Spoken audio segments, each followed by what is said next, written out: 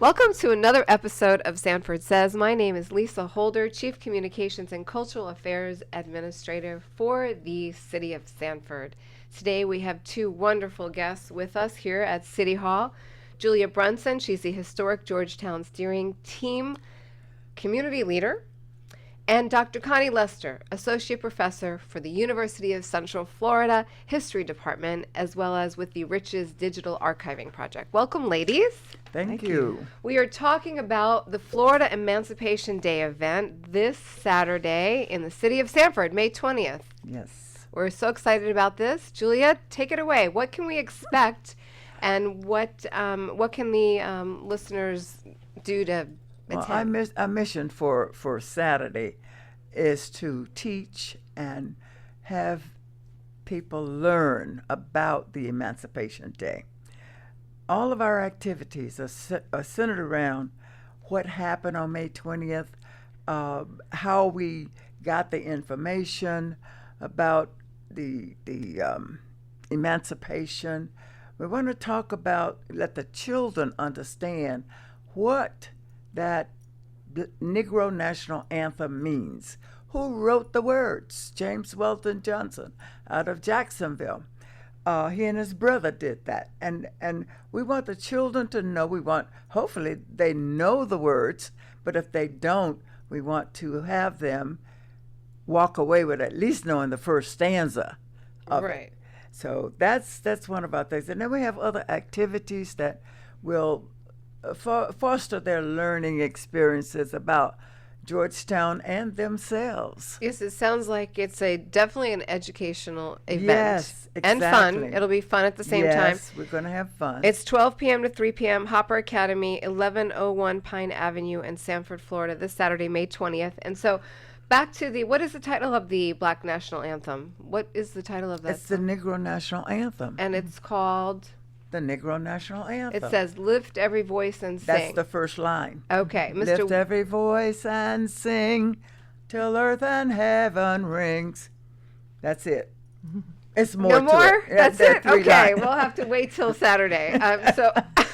So Mr. William Tillman, accompanied by the Seminole High School and Lyman High School Young Men of Excellence, will be part of the program. Yes. And there will be a Emancipation Proclamation presentation by the Union Brigadier General Edward M. McCook, portrayed by Mr. Alan Turnbull. That should be very interesting and educational. Yes.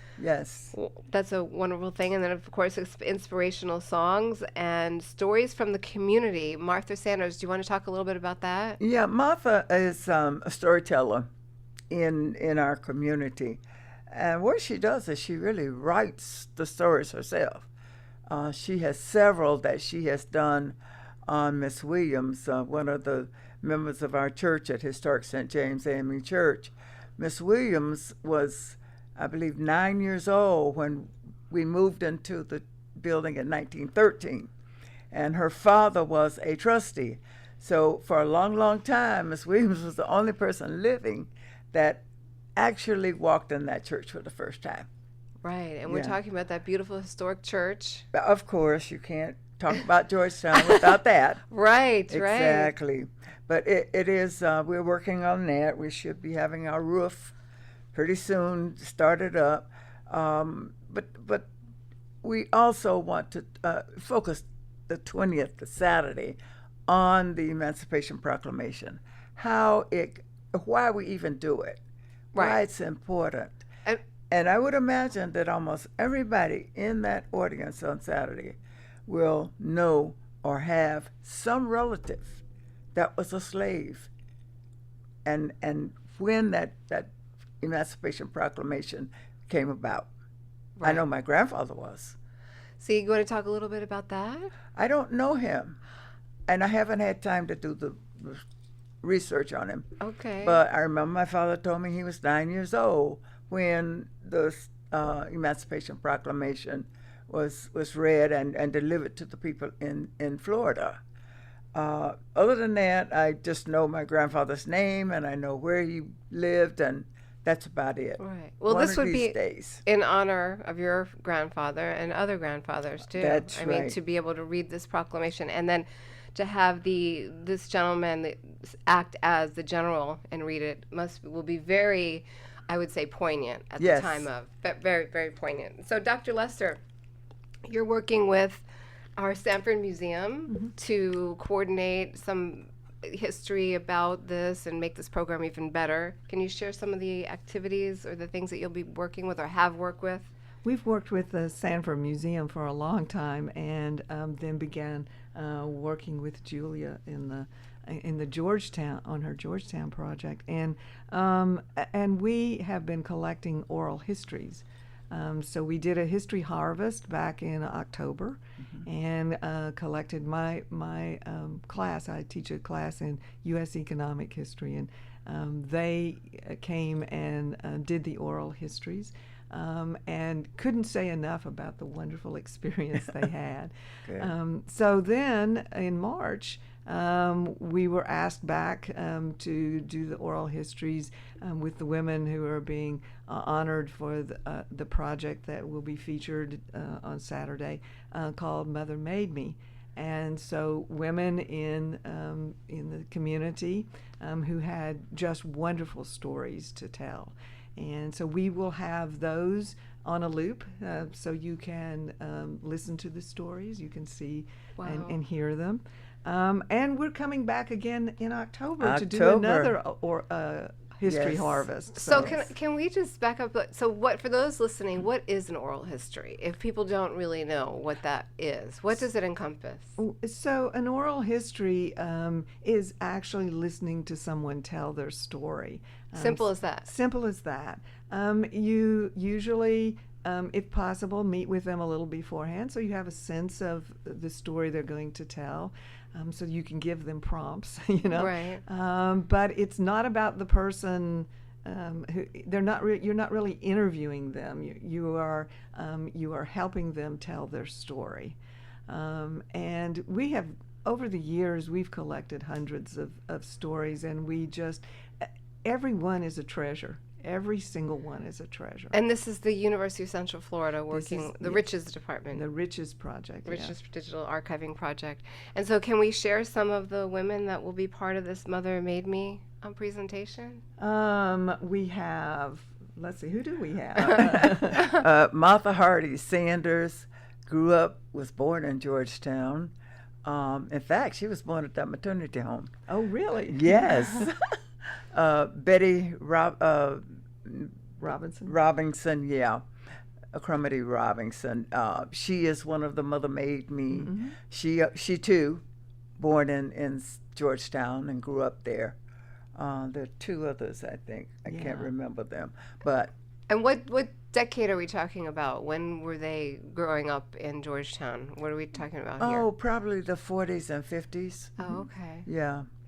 Martha more in the 50s, and Betty would be more in the 40s. Yeah. Okay. So, and this Mother Made Me presentation, these are going to be on a video loop, you're saying, at the event. And so when we're talking about the reading of the Emancipation Proclamation, we're also saying there's other things happening during this time. We're going to be at the Hopper Academy, and there's a lot of historic events, exhibits in the Hopper Academy. If you want to share what that building is, significant to Georgetown? Yes, Hopper Academy was at one time the only school in Seminole County for blacks. And it was brought from 7th Street and Cypress Avenue, where the Elk building is now. They were in a building there. And someone got Professor Crooms to come to Sanford. And he opened the school, the Hopper Academy. It was a grade 1 through 6. And then when they graduated from there, they went to Crooms Academy. By this time, Professor Crooms and his wife had built Crooms Academy. So it was like the only place that we could get an education, 1 through 12. So that school has been in the neighborhood all that time. I don't know the exact year, but some of the early teachers worked there. Miss Montez Harris, down on her house is on 2nd Street between Cypress and Sanford Avenue.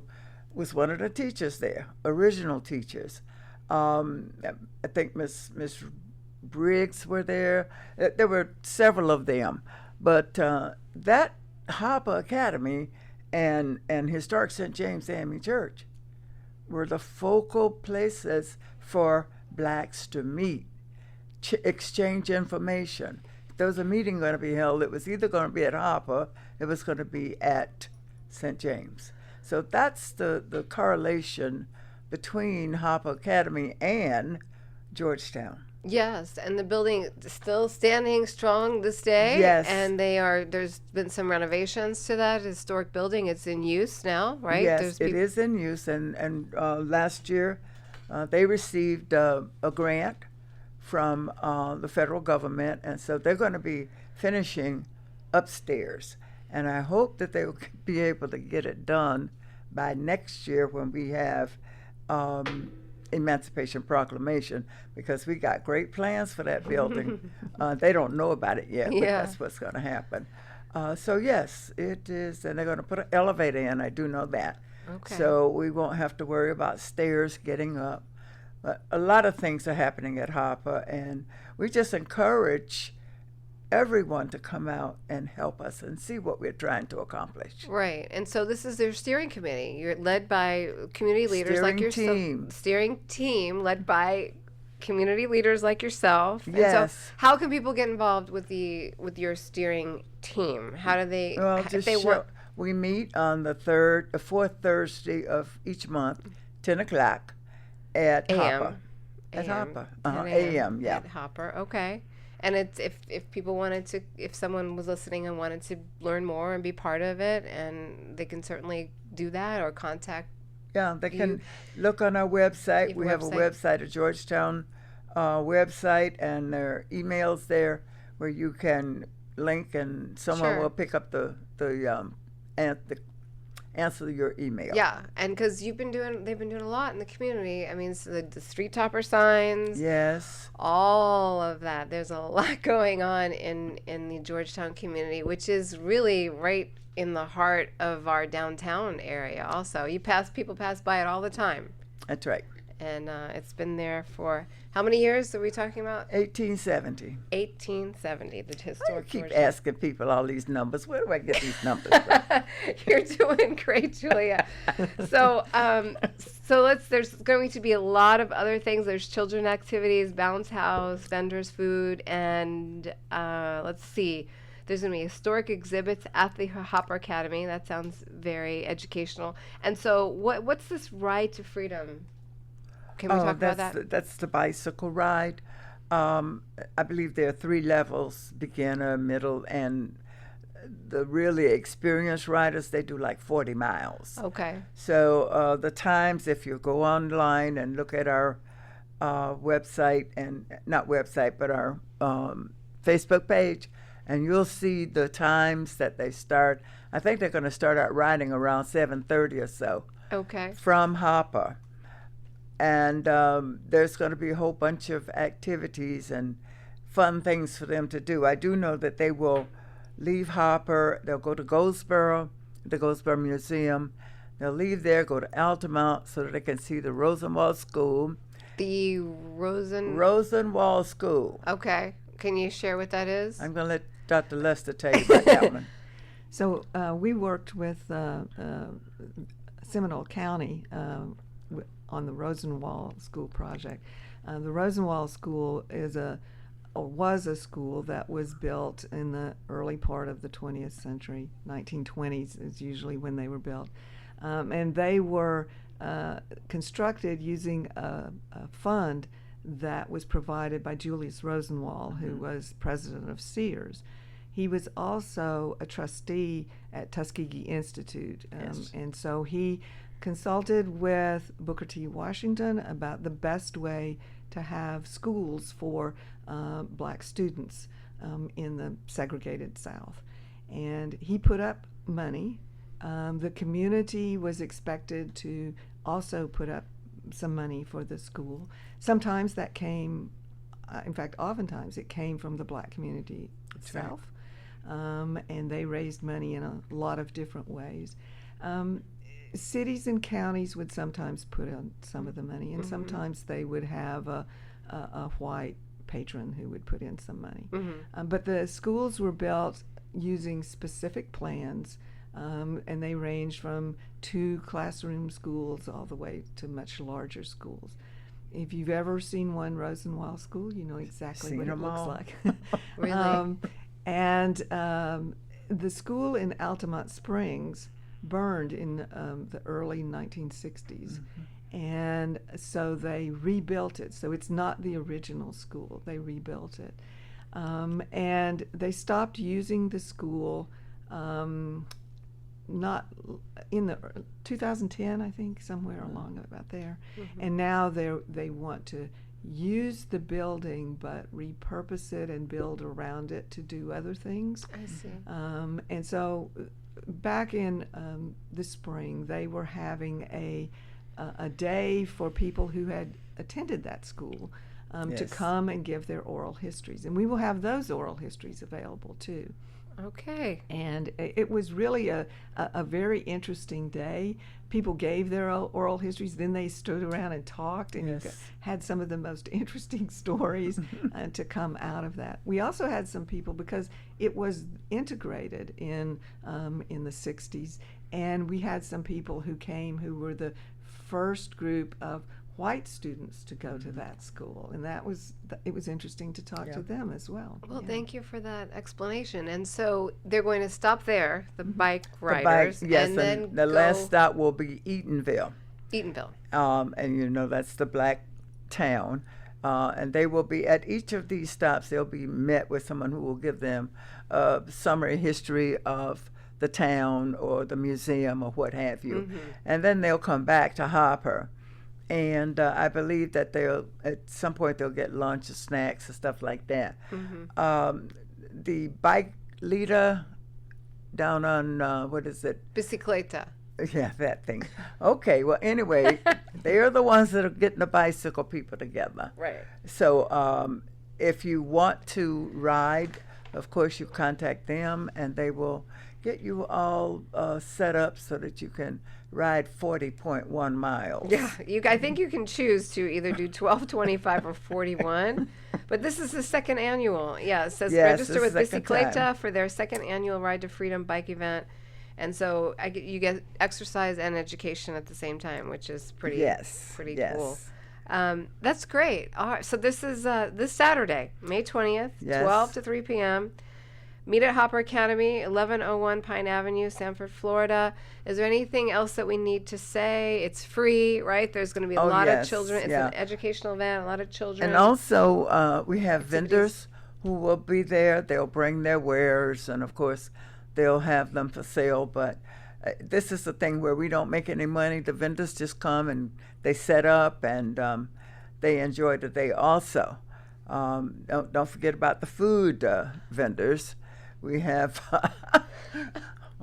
we have two food vendors, and then a coffee latte vendor, something like that. Okay, All right, that sounds great. running out of time, huh?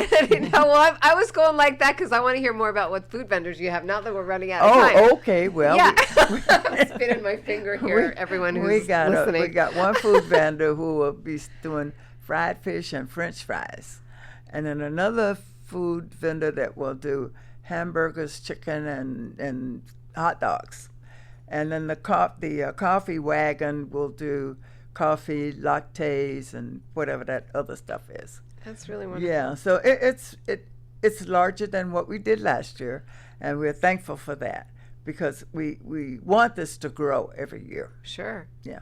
Sure. Is there any, Dr. Lester, anything that you'd like to add to this episode about this event? Well, I'm so happy to be coming and happy to be a part of it, and so glad that Julia made us a part of it. Yes, what a great partnership with the City of Sanford, the historic Georgetown steering team, and the University of Central Florida History Department.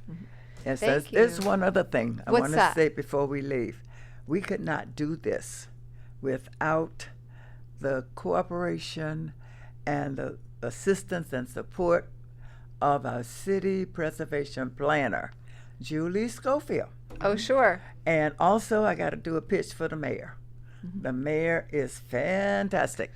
He really Mayor Art is. Woodruff, we're talking about. Yes, here. he does City of Sanford. everything for us, and he reminds us of things we ought to do. So I'm real happy that we got a good team going here. Yes, and so also this is in District 2. Commissioner Carrie S. Wiggins. Oh, forgot Senior. about Commissioner Wiggins Carrie. will be a big part of this event, And he'll be there Saturday. He'll be dumping trash cans and all the other things that they do. Yeah.